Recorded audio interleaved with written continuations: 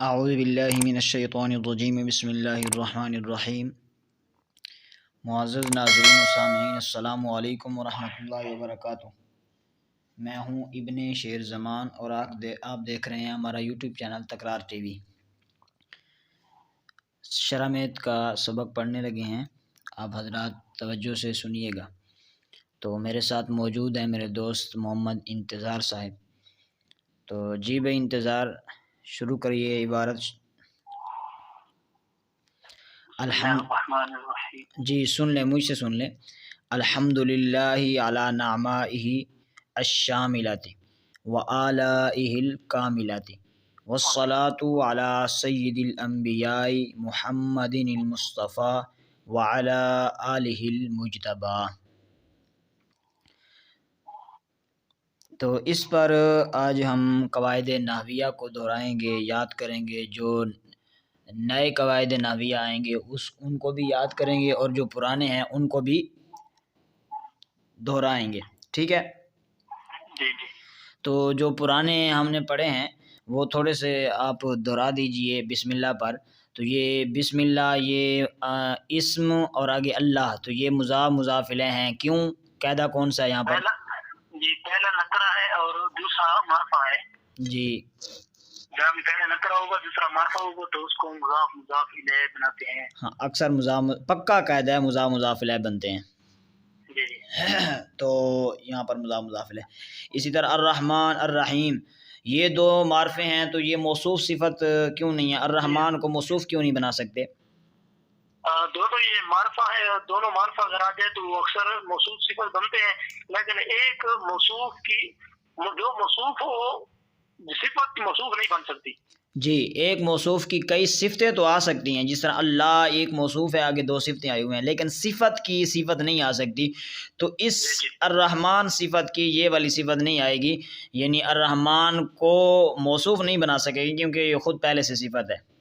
جی تو چلو ٹھیک ہے، آگے آج ہم ترجمہ کرتے ہیں۔ ہمارا ترجمہ جو ہے نا الحمدللہ کا ترجمہ رہتا ہے۔ ویسے ہم نے الشاملۃ یہ اس کی صفت بنا کر یہاں پر ختم کر دیا تھا پچھلے سبقوں میں، ٹائم زیادہ لگ جاتا ہے، تو آج کوشش کریں گے جو چیزیں رہ گئی تھیں ان کو بھی دہرائیں گے۔ ویسے بھی ہم طالب علم ہیں، تو اس میں جو کمی بیشی ہے وہ سننے والوں سے ہم معذرت کریں گے۔ تو الحمدللہ علی نعمہ الشاملۃ وآلائہ الکاملۃ، اس کی ترکیب کر دیجئے جلدی جلدی۔ بسم اللہ الرحمن الرحیم۔ الحمد مبتدا، جی اونچی آواز سے۔ الحمد مبتدا، لام جارہ اللہ مجرور۔ جی، لام حرف جار، اللہ مجرور۔ جی جی، مجرور مل کر متعلق ثابت ان کی۔ جی، ظرف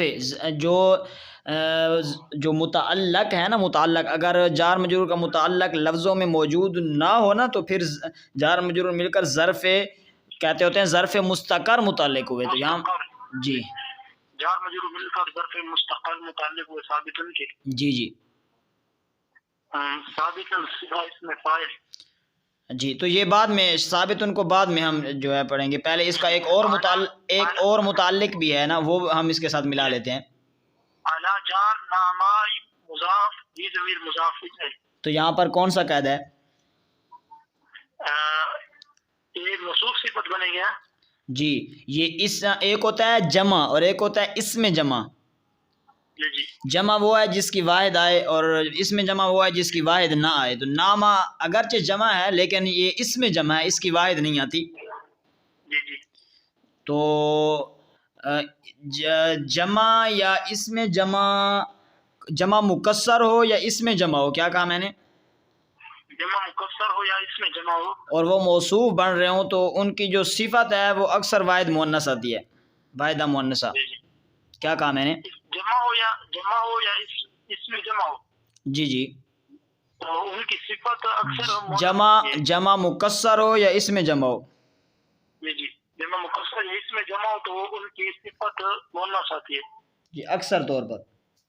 جی جی جی، نامائی مضاف ہی ضمیر مضاف ہے موضوع۔ ہاں، تو جہاں یہ جو ضمیر اسم کے ساتھ آنے والی، یہ بھی قاعدہ ہے، اسم کے ساتھ آنے والی ضمیر ہمیشہ مجرور متصل ہوتی ہے، اور اسم کو مضاف بناتے ہیں، ضمیر کو مضاف الیہ بناتے ہیں۔ تو یہ بھی یہاں پر بھی وہی قاعدہ لگ رہا ہے۔ جی جی جی نامۂ مضاف فی ضمیر مضاف الیہ، جی مضاف مضاف الیہ مل کر موصوف جی الشاملتی جی صفت، جی موصوف صفت مل کر اعلیٰ جار کا مجرور، جی نہ جا موصوف صفت مل کر معطوف علیہ، آگے بھی ہم نے معطوف ہے، ٹھیک آگے بھی ہم نے دیکھنا ہوتا ہے نا، آگے بھی جی ہم نے دیکھنا ہوتا ہے. جی جی اچھا، یہ موصوف صفت مل کر معطوف علیہ واو حرف عطف جی علی الکاملۃ، آلہ آلہ مضاف آلہ علی الکاملۃ، علی موصوف مضاف کاملۃ صفت، آلہ مضاف ہی ضمیر مضاف الیہ. ہی سوری اعلی مضاف ہی ضمیر مضاف الیہ، مضاف مضاف الیہ مل کر موصوف الکاملۃ صفت، موصوف صفت مل کر معطوف، جی معطوف علیہ اپنے معطوف ایک منٹ، مل کر اعلی، ایک اور قاعدہ بھی سن لیجئے. جیسا معطوف، ہمارے استاد صاحب بڑا بہترین انداز میں زور دے کر کے کہتے ہوتے ہیں، جیسا معطوف ویسا معطوف علیہ. جی جی جیسا معطوف ویسا معطوف علیہ. تو یہ تو معطوف کو ڈھونڈنے کا تو کوئی مطلب مشکل ہے ہی نہیں، وہ حرف عطف کے بعد معطوف ہی ہوتا ہے. لیکن معطوف علیہ کو ڈھونڈنا بہت مشکل ہوتے ہیں، کہتے ہوتے ہیں نا اس کا عطف کہاں پہ ہے، اس کا عطف کہاں پہ ہے، یعنی معطوف علیہ کو ڈھونڈنا مشکل ہوتا ہے. تو یہ جو قاعدہ ہمارے ذہن میں ہوگا تو آسانی ہو جائے گی. جیسا معطوف ویسا معطوف علیہ، یعنی معطوف جو ہے وہ اسم ہے تو معطوف علیہ بھی اسم ہوگا، معطوف جو ہے وہ جار مجرور ہیں تو معطوف علیہ بھی جار مجرور ہوگا، معطوف فعل ہے تو معطوف علیہ بھی فعل ہوگا. تو واو حرف عطف کے بعد اعلیٰ ہی جو ہے یہ ہم دیکھیں گے کہ یہ معطوف تو ہے لیکن اس کا عطف کہاں پہ ہے، اس کا معطوف علیہ کون ہے. تو پھر ہم دیکھیں گے ہم کہ اعلیٰ اسم ہے، فعل ہے یا جار مجرور ہیں. تو ہمیں پتہ چلا کہ یہ تو اسم ہے تو معطوف علیہ بھی اسم ہوگا، اور وہ کون ہے، نامہ. جی جی معطوف علیہ اپنے معطوف سے مل کر اعلیٰ جار کا مجرور، تو یہ اعلیٰ الکاملات موصوف صفت مل کے یہ معطوف بنے، اور نامہ شاملات معطوف علیہ تھا تو معطوف علیہ اپنے معطوف سے مل کر یہ کیا ہوئے، اعلیٰ جار کا. جار کا مجرور. ہاں تو ایک اور بھی سن لیجئے، جو معطوف علیہ اور معطوف جب جار مجرور ہوں تو ان کو کسی کے متعلق کرتے ہوتے ہیں، ظرف مستقر متعلق کرتے ہیں یا ظرف لغو متعلق کرتے ہیں. اگر لفظوں میں موجود ہو کون وہ متعلق تو پھر ظرف لغو کہیں گے، اگر لفظوں میں موجود نہ ہو تو ظرف مستقر کہیں گے. لیکن یہاں پر کیا ہوگا، ایک ہم نے قاعدہ بتایا تھا آپ کو میں نے کہ اگر ایک بار ہم متعلق نکال لیں تو دوسری بار جب متعلق نکالیں گے تو پھر ظرف مستقر نہیں کہیں گے، ظرف لغو کہیں گے. لغو کہیں گے. چلو اب ترکیب، ایک مرتبہ ہم نے متعلق نکالا ہو تو دوسری مرتبہ اس کو جب متعلق کریں گے تو اس کو مستقر، ظرف مستقر نہیں کہیں گے بلکہ لغو کہیں گے کیونکہ وہ مذکور ہے. جی اچھا، موصوف صفت مل کر معطوف علیہ اپنے معطوف سے مل کر اعلیٰ جار کا مجرور، جی جار مجرور مل کر متعلق ہوئے ظرف لغو، زار اپنے مجرور سے مل کر ظرف لغو متعلق ہوا، متعلق ہوا ثابت ان کے، ثابت صیغہ اسم فاعل ہوا ضمیر اسم فاعل اپنے ثابت اسم فاعل اپنے فاعل، صیغہ اسم فاعل، صیغہ صفت. یہاں پر میں نے بتائے تھے یہ جو چیزیں صیغہ صفت بنتی ہیں تو وہاں ان کا فاعل بھی وہاں اس کے اندر نکالتے ہیں یا نائب فاعل بھی اس کے اندر نکالتے ہیں. جی تو صیغہ صفت کتنی چیزیں بنتے ہیں، دہرا دیجیے جلدی یاد ہوئے. اسم مفعول، صفت مشبہ، اسم تفضیل، اسم منصوب اور وہ اسم جامع جو مشتق کی تعبیر میں ہو. 6 چیزیں. ہاں کون کون سی، اسم فاعل، نمبر 2 اسم مفعول، جی صفت مشبہ، جی نمبر 4 اسم تفضیل، نمبر 5 اسم منصوب، نمبر 6 وہ اسم جامع جو مشتق کی تعبیر میں ہو. تو یہ یہاں پر کون سا ہے صفت مشبہ، صیغہ صفت یہاں پر کون سا ہے، اسم فاعل. ہاں اسم فاعل، ٹھیک ہے پہلا. تو اس کے اندر ہم ہمیشہ کیا نکالتے ہیں، کوئی ضمیر نکالتے ہیں جو پیچھے کی طرف لوٹتی ہے وہ ضمیر. تو یہاں پر ہم ضمیر نکالیں گے، فاعل اس کا نکالیں گے. ثابت کا ہوا ضمیر اس کا فاعل. جی سیغہ صفت اپنے فاعل سے مل کر شبہ جملہ اسمیہ ہو کر شبہ جملہ اسمیہ ہو کر الحمد مبتدا کی خبر. جی الحمد مبتدا اپنے خبر سے مل کر جملہ اسمیہ خبریہ ہوا. جی تو یہ جو ایک اور بھی قاعدہ سن لیجئے. جی جی مبتدا خبر میں جو مطابقت ہے نا وہ اکثر یہی ہے واحد و تثنیہ اور جمع. واحد تثنیہ جمع یعنی مبتدا واحد ہے تو خبر بھی واحد ہوگی، مبتدا تثنیہ ہے تو خبر بھی تثنیہ ہوگی، مبتدا جمع ہے تو خبر بھی جمع. تو الحمد یہ مبتدا ہے تو اس کی جو ہم خبر ہم نے نکالی ہے وہ بھی ہم اس الحمد کے مطابق ہی نکالیں گے. ثابتۃ نہیں نکالیں گے یا ثابتن نہیں نکالیں گے، یعنی رفع کے لحاظ سے بھی اعراب کے لحاظ سے بھی ایک ہی ہو اور واحد تثنیہ کے لحاظ سے بھی ایک ہو.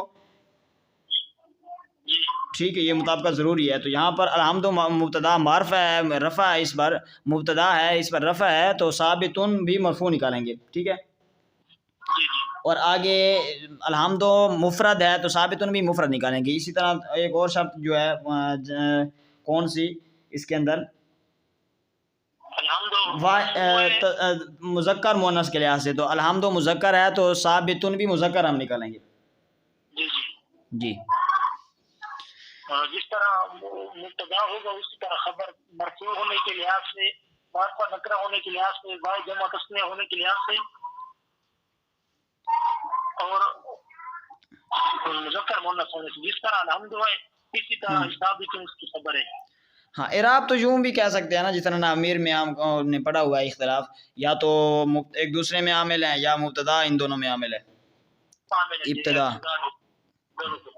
چلو اب آپ ترکیب کرو، ترجمہ کرو. تمام تعریفیں ثابت، یہاں پر ثابت ہیں نہیں کہنے، کیونکہ اچھا ہم نے وہ ترکیب کرنے کے بعد آخر میں وہ جملہ نہیں بنایا. الحمد مبتدا اپنی خبر سے مل کر جملہ اسمیہ خبریہ لفظاً اور جملہ اسمیہ انشائیہ مانن. الحمد مبتدا اپنی خبر سے مل کر جملہ اسمیہ خبریہ لفظاً اور جملہ انشائیہ مانن ہوا. جی ترجمہ میں اعلیٰ حضرت نے ترجمہ میں جو ہے وہ ہے نہیں کہا، خبر کے لحاظ سے ترجمہ وہ نہیں ہے، کیونکہ یہاں پر وہ دوام والا معنی ثابت کرنے کے لیے جو ہے وہ ہے نہیں کہا جا سکتا. تو ترجمہ کس طرح کریں گے؟ تمام تعریفیں ثابت اللہ کے لیے، تمام تعریفیں ثابت اللہ کے لیے. اور ترجمے میں ہم ضمائر کا جو مرجع ہے ان کو بھی ہم نام لیں گے ان کا مرجع کا. تو ہی ضمیر کا مرجع جو ہے وہ کون ہے؟ اللہ تعالیٰ کی اس میں جلالت. اور اسی طرح اعلیٰ ہی ضمیر کا مرجع بھی کون ہے؟ اس میں جلالت. تو ترجمہ کس طرح کریں گے؟ تمام تعریفیں ثابت اللہ تعالیٰ کے لیے، اللہ تعالیٰ کی عام نعمتوں کے انعام پر.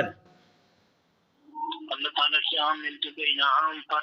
ہاں موصوف صفت کے ترجمہ میں اکثر تو یہی ہوتا ہے نا کہ ایسا، ٹھیک ہے، جانی رجل عالم، میرے پاس ایسا رجل، ایسا مرد آیا جو عالم ہے. تو یہاں پر کیا کہیں گے؟ کبھی کبھی موصوف صفت کے ترجمے میں ایسا والا ترجمہ نہیں کرتے بلکہ صفت کو موصوف کے ساتھ ملا کر ترجمہ کرتے ہیں. تو الشاملہ یہ صفت ہے نا، تو یہاں پر صفت کو موصوف کے ساتھ ملا کر ترجمہ یہ نہیں کریں گے کہ ایسی نعمتوں پر جو عام ہیں، نہیں، صفت کو موصوف کے ساتھ ملائیں گے. تو کیسے ترجمہ ہوگا؟ اللہ تمام تعریفیں اللہ تعالیٰ کے لیے ثابت اللہ تعالیٰ کے لیے، ہی ضمیر کا مرجع اللہ تعالیٰ کی عام نعمتوں کے انعام پر، اور آگے اور جی اعلیٰ ہی ضمیر کا مرجع اور اللہ تعالیٰ کی، کاملہ کا ترجمہ ہے خاص، اور اللہ تعالیٰ کی خاص نعمتوں کے اعطا پر، نعمتوں کے اعطا پر، عطا کرنے پر. تمام تعریفیں ثابت اللہ تعالیٰ کے لیے جی